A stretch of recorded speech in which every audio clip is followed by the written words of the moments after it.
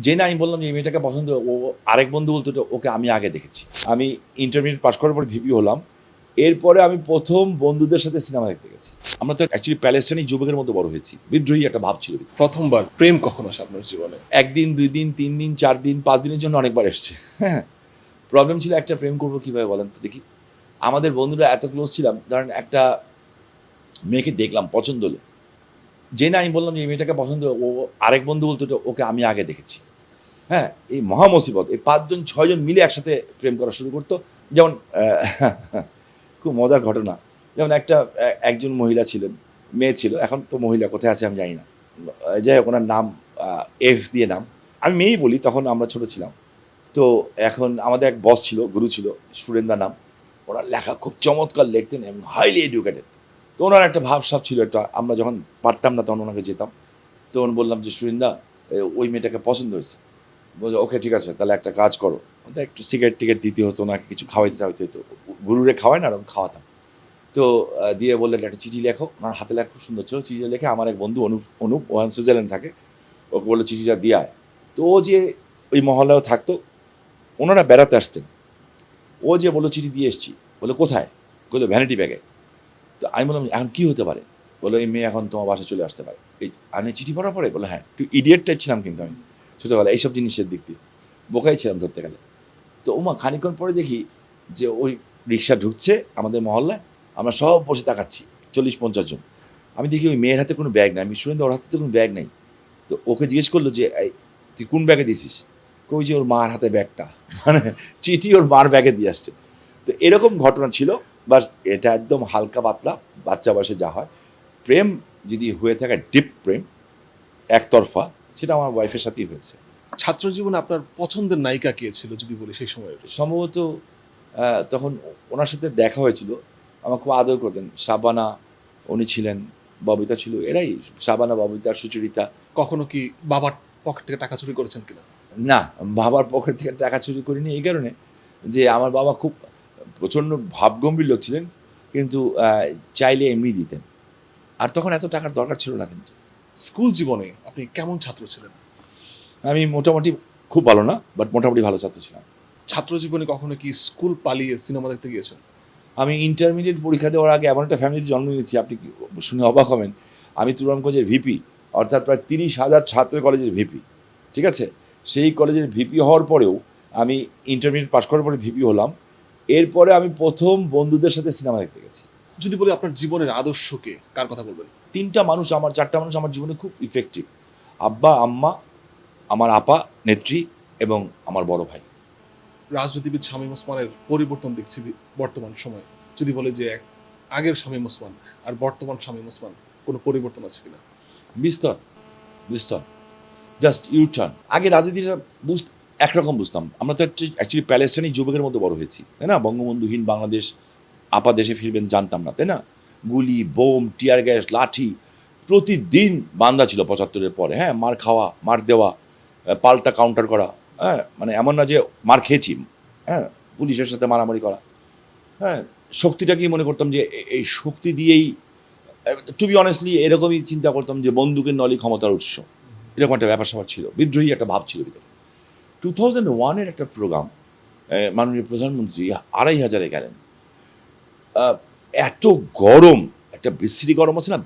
বিচ্ছিরি গরম। মানে ভাদ্র মাসের গরম। আমার পাঞ্জাবি, আমি অনুষ্ঠানটা কন্ডাক্ট করছিলাম। আমি তো এমপি।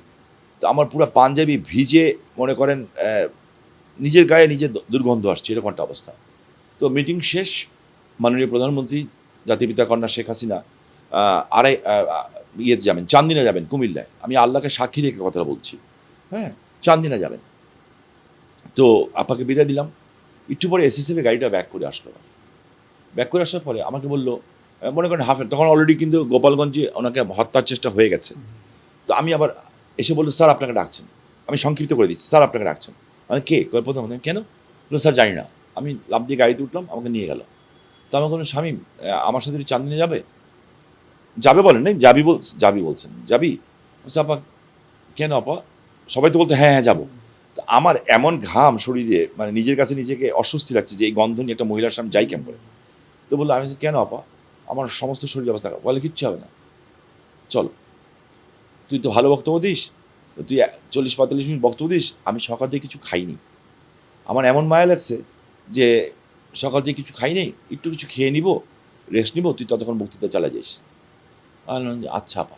এমন সময় ওনার থেকে ঠিক 20 গজ দূরে কিছু মহিলা ভাই, বিশ্বাস করেন কসম আল্লাহ, কিছু মহিলা একদম গ্রামের সাধারণ মানুষ, 2,500 তো তখন গ্রাম না, পুরা গ্রামের সাধারণ মানুষ, ব্লাউজ ট্লাউজ পরে নেই, বয়স্ক মহিলা, হ্যাঁ, ছিঁড়া কাপড় পরা, বৃদ্ধ বৃদ্ধ লোক, হ্যাঁ, অনেক বয়স্ক লোক, আর ছোটো ছোটো বাচ্চা কিছু।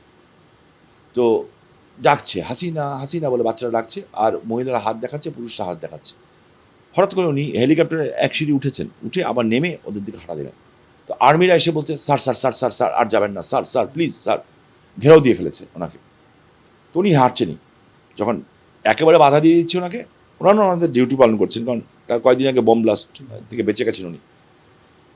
তো উনি বলেন সড়ক, তো সড়ক, জোরে দোকান সড়ক, একেবারে সড়ক, তোমার সর সর আইসা আমি মায় গেলাম, দেখলাম নিজের চোখে মহিলাগুলি ওনাকে জড়িয়ে ধরছে, বিশ্বাস করেন, হ্যাঁ, উনি চোখ বন্ধ করে ওনার মাথাটা ওই মহিলাদের বুকের উপরে চেপে রাখলেন, অনেকগুলি মহিলার উপরে। ঘটনা 5-7 মিনিটের ঘটনা। বৃদ্ধ লোকগুলি ওনার মাথায় হাত দিচ্ছে, আমি দেখলাম চোখ বন্ধ করে, হ্যাঁ, একদম একটা মানে করুণার চেহারা, চোখ বন্ধ করে উনি মাথাটা পেতে দিচ্ছেন, এরা দোয়া করলো, শেষ ঘটনা। ইউ টার্ন, হেলিকপ্টার উঠতে আসছেন, বাচ্চাগুলি ওই হাসিনা বলে ডাকতেছে, ন্যাংটা, অনেকগুলি বাচ্চার কাপড়ও নেই, প্যান্ট নেই। তো উনি ঘুরে তাকালেন, হাসলেন, হেসে উঠলেন, হেলিকপ্টারে সিটগুলি সামনাসামনি, ফ্রন্ট ফেস টু ফেস। তো উনিও তাকাচ্ছেন নিচে, আমিও তাকায় আছি। তো আমি দেখছি আপা, মাননীয় প্রধানমন্ত্রী, চোখ দিয়ে সমানে পানি পড়ছে, কসম ভাই, এবং উনি হাসছেন। তো আমি তখন অনেক কথা বলতাম, মানে ছোটো ছিলাম তো, মানে আপাকে মানে এখনও মানে প্রধানমন্ত্রী, নেত্রী, এগুলি মনে হয় না, মনে হয় মা মনে হয়, হ্যাঁ। তো আমি বললাম যে আপা, আপনি কাঁদছেন না হাসছেন, প্রশ্নই করে বসলাম। বিশেষ করে মহিলা আমাকে যেটা বললেন, এটি আমার জীবনের রাজনীতি ইউটার্ন। শামীম, এই বয়স্ক মহিলাগুলি যখন আমার বুকে চেপে ধরে না, আদর করে, আমার মনে হয় কবর থেকে উঠে এসে আমার মা আমাকে বলতেছে, মা গো, ও মা, ভয় পাস না মা, আমার দোয়া তোর সাথে আছে।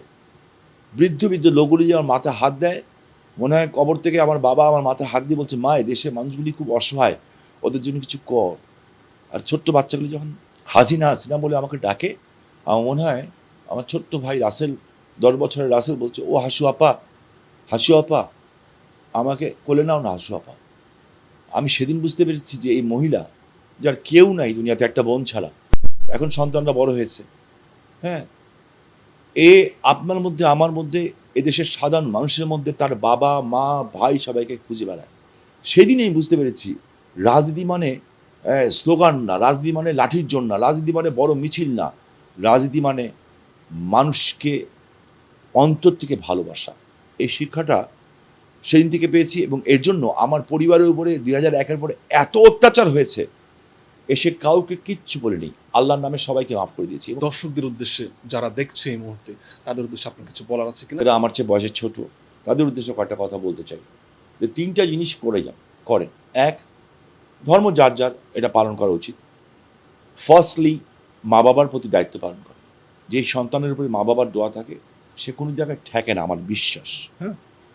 সেকেন্ডারি, যে এলাকায় থাকেন সে এলাকার মানুষের জন্য কিছু কাজ করেন, এবং চেষ্টা করেন আদাব সালামটা যাতে আপনার আগে কেউ দিতে না পারে, মানুষ যাতে আপনাকে ভয় না পায়, ভালোবাসে।